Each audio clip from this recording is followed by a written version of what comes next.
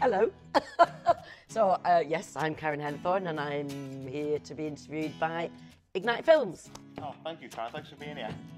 We're just going to kick off, dead easy one. How did you start out as an actress? So I went to Oldham Theatre Workshop, David Johnson's Oldham Theatre Workshop, when I was about 12, 13, for a few years. My first professional job was at the Contact Theatre in Manchester, playing Betty Paris in The Crucible, because Caroline Smith, who directed that production, came to Oldham Theatre Workshop because they were looking for the girls to play the girls in The Crucible, and I was fortunate enough to get Betty Paris, and that was my first professional job. Yeah, and then stayed there for a few years, and then left to do my O-levels and A-levels at Grange School, failed my A-levels, so went to Grange Arts Centre and did 2 A-levels that I was interested in, which was Theatre Studies and Communication Studies, which I passed, and then went to drama school in 1983 till 86, Drama Centre in London, and then got my first professional job in 1986 as soon as I left school at the Royal Exchange in Manchester. Through all the years you've probably done a lot of castings and auditions and different places all over the country. What would be your top tips for a general audition, just going for an audition?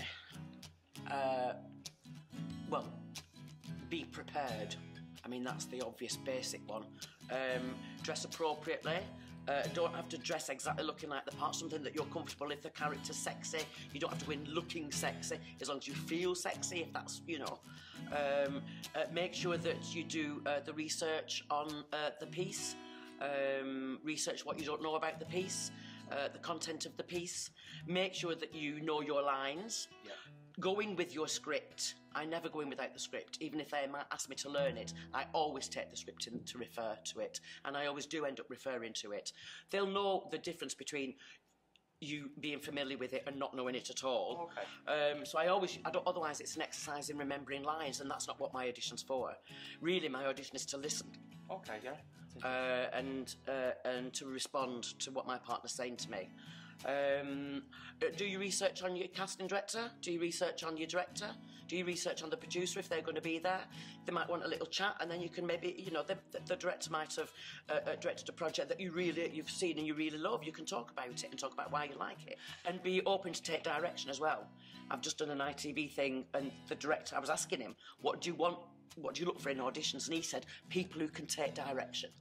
So if you make some choices in your first reading, and make some bold choices, and the director will give you some direction after you've done your first reading. It doesn't necessarily mean that your first choices are wrong. It just means that he wants to see if you can take, or she wants to see if you can take direction. If you're flexible and fluid and open to trying things, it's not about getting it right. It's about trying things out and doing things differently and making interesting choices. Do you think sometimes the actors go big because it's a bit of theatre in them? A bit of... Yeah. You know, on theatre you have to be slightly bigger with the gesture, so that it's hard for them to carry that over to TV. Yeah. Maybe... Yeah, it's a very different technique, theatre and TV. For TV, it's like I use in my teaching, it's like you've got this image that I think is quite useful, of an iceberg.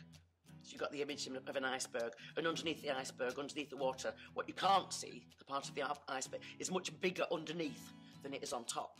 Right. And that's for TV. There's got to be more going on inside, you know. Yeah. And also a projection. People project. Often in my teaching, a lot of students come and they start projecting because they want to be heard. Well, you don't need to be. That you're boomed, or you've got a mic on. Yeah. You know, you've got a loud mic on, so it'll pick up a whisper. It'll pick up a gnat's fart.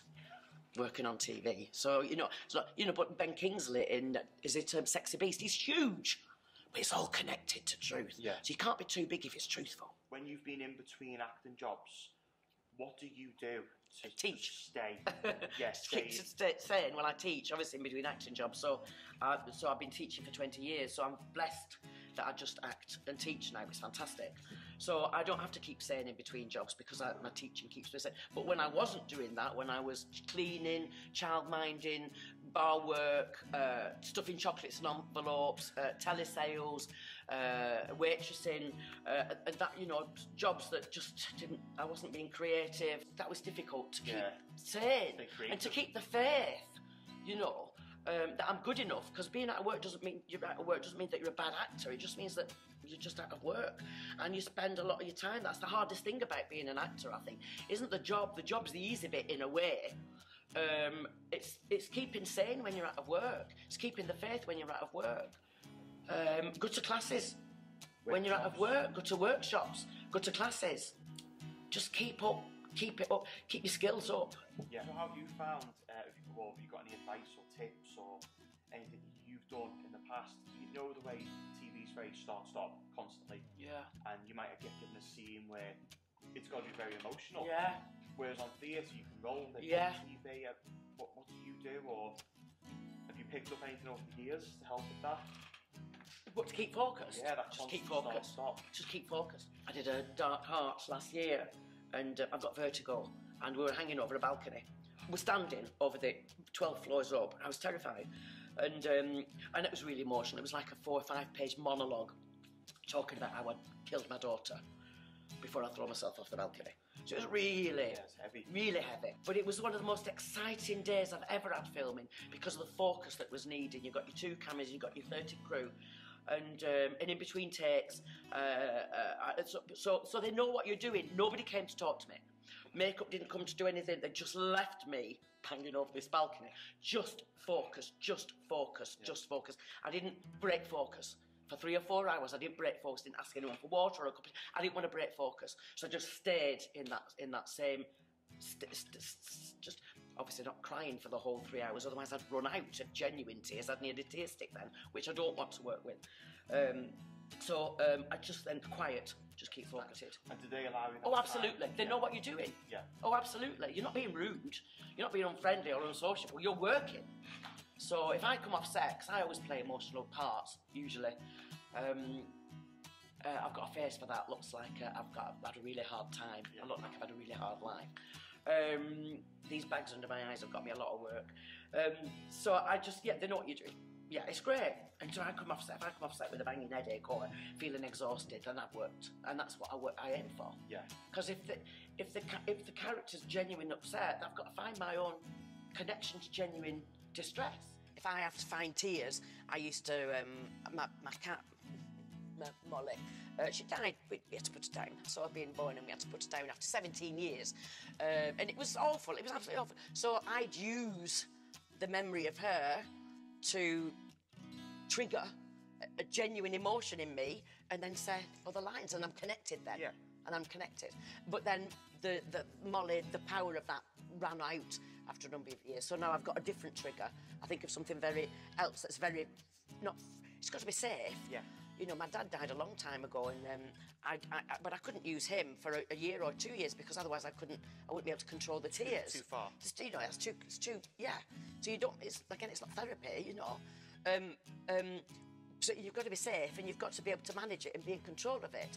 But that works for me, and that's sort of how I sort of teach with my students. And once you've got a genuine connection, sit on it. You don't want to play it and be self-indulgent with all of that. Yeah. Sit on it, but you've again got the connection, so there's something going on in your thoughts, in your mind, behind the eyes, and you've got a connection.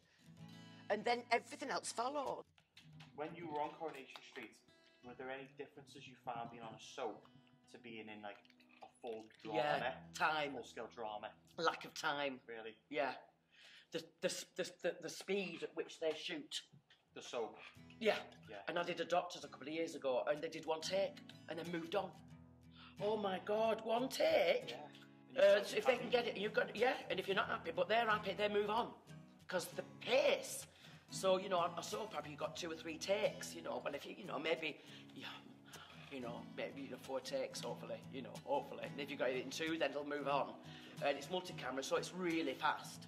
You can be working on 3 scenes in episode 6 in the morning, and then 2 scenes in episode 4, so 2 episodes before that, and then 3 scenes from episode 7, all in one day, all out of sync, and that getting your head round that running order in your head about where your emotional continuity is. Yeah.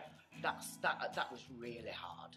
I like to see fluidity. You know, other actors being really fluid on camera and really simple on camera and having a really strong inner life, you know. And you can see Peter Mullen, I know it's Mum. Have you ever seen Mum? No. Oh. and Leslie Manville. It's beautiful. They've got a beautiful relationship. But Peter Mullen, it's like it's unrequited love for her.